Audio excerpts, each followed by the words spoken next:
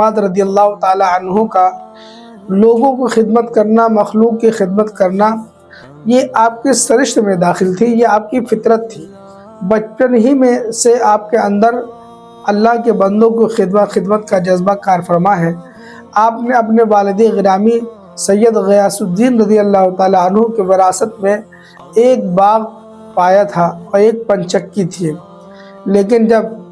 شیخ قندوزی آپ کے باغ میں تشریف لائے اور آپ کو اپنے جھولی کی کھلی کھلائی، اس کھلی کو کھانے کے بعد آپ کے دل کی دنیا بدل گئی اور آپ نے اپنا پورا باغ وہ پنچکی سب فروخت کر دیا، اور فروخت کرنے کے بعد آپ نے اس کو غربا میں تقسیم فرمایا۔ ناظرین، یہاں یہ بھی ہو سکتا تھا نحمدہ ونصلی ونسلم علی رسول الکریم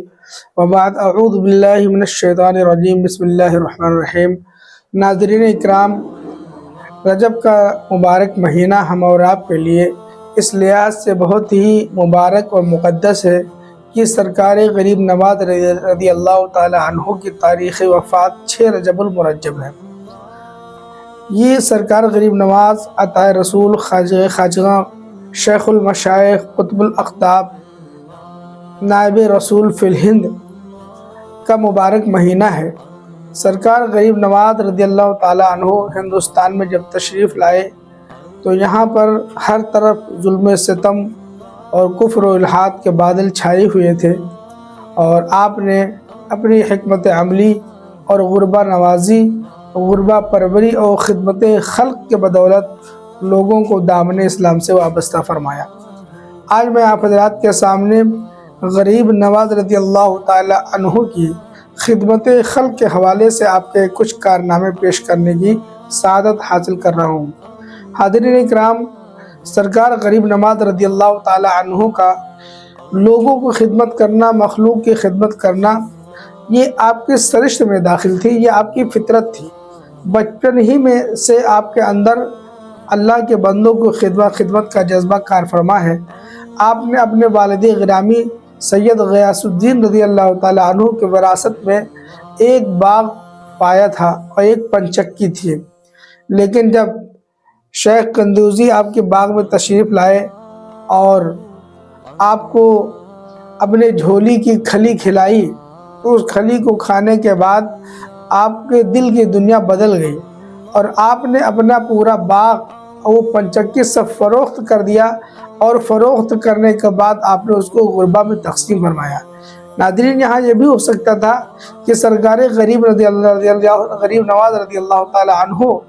اس باغ کی قیمت کو، پنچکی کو اپنے ساتھ رکھ لیتے اور سفر میں جاتے، وہ آپ کے لیے زیادہ راہ ہوتا، لیکن آپ نے زیادہ راہ کی کوئی فکر نہ کر کے اللہ کی ذات پر بھروسہ کیا اور باغ کی ساری قیمت اور پنچکی کی ساری قیمت کو غربا پر تقسیم کر دیا۔ یہ شروع سے آپ کی عادت کریمہ تھی، اور آپ نے جب سفر تعلیم تحصیل علم کے لیے آپ نے نیشاپور کا سفر فرمایا تو راستے میں ایک ڈاکوؤں کا گروہ آپ سے ملتا ہے جو میدان میں بیٹھا ہوا تھا۔ آپ ان کے پاس سے گزرے، آپ نے پوچھا کہ یہاں پر آپ لوگ کیسے تشریف فرمائے، کیسے بیٹھے ہیں اس دھوپ کے عالم میں اور پریشانی کے عالم میں کیسے بیٹھے ہیں؟ ان لوگوں نے کہا کہ مجھے بھوک لگی ہے، ہم لوگ تھکے ہارے ہیں، تھک گئے ہیں تو بیٹھ گئے ہیں۔ آپ نے فوراً اپنے ساتھ جو کھانا باندھے ہوئے تھے آپ نے ان کے سامنے رکھ دیا، فرمایا اس کو کھا لیجئے، اور آپ کے ساتھ جو ایک مشکیزہ پانی تھا وہ ان کے سامنے رکھ دیا کہ فرمایا اس کو پی لیجئے۔ وہ لوگ وہ کھانا کھانے کے بعد اور وہ پانی پینے کے بعد کہنے لگے کہ اگر آپ کے پاس کچھ نقد پیسہ ہو تو وہ بھی دیتے جائیے۔ آپ نے فرمایا ہاں میرے پاس نقد پیسہ بھی ہے، اور کچھ دراہم آپ کے پاس رکھے تھے، کچھ پیسے رکھے تھے، وہ آپ نے نکال کر ان کو دے دیا اور پھر چل دیے۔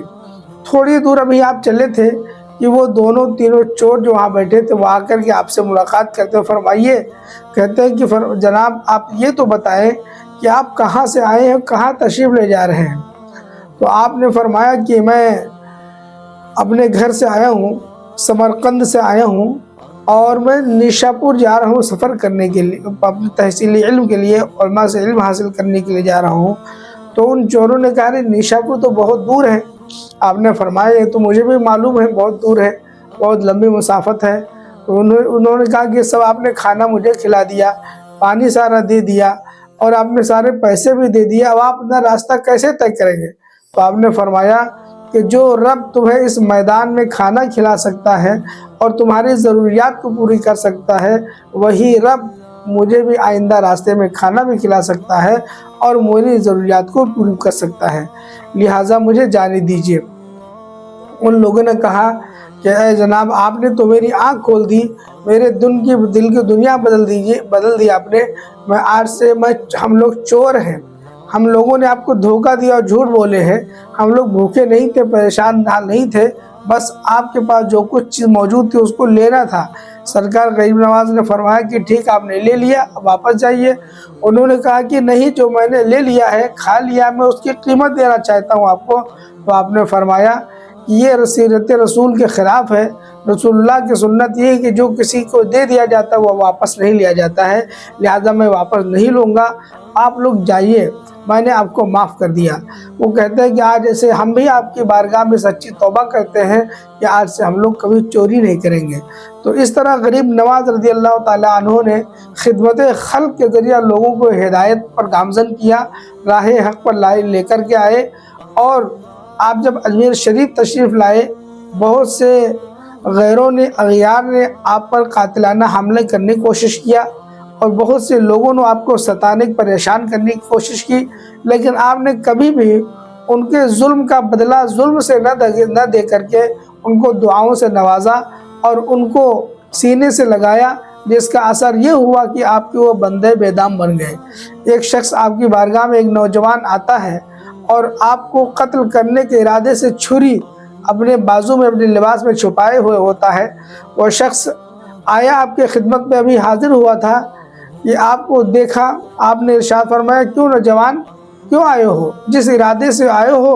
وہ تم اپنا کام کرو، تمہیں اجازت ہے۔ وہ آپ کے یہ ارشادات سن کر کے لرزنے لگا، کانپنے لگا،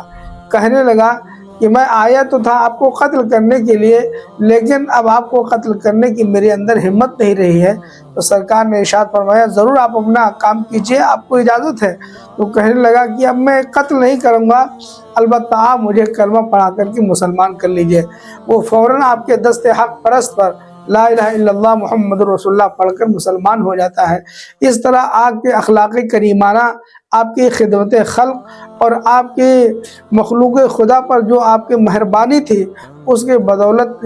ہندوستان میں اسلام پھیلا، اور الحمدللہ آج بھی آپ کی بارگاہ سے ایسا فیضان جاری ہے جس سے ہندو مسلمان یکساں مستفید ہوتے ہیں۔ آج بھی آپ کی بارگاہ میں کئی منوں کے دیگ کی روز کھیر پکتی ہے، جسے ہندو مسلمان سبھی کھاتے ہیں اور فیضیاب ہوتے ہیں، اپنا پیٹ بھرتے ہیں، اور نہ جانے کون کون سی مرادیں اس بارگاہ سے حاصل کرتے ہیں۔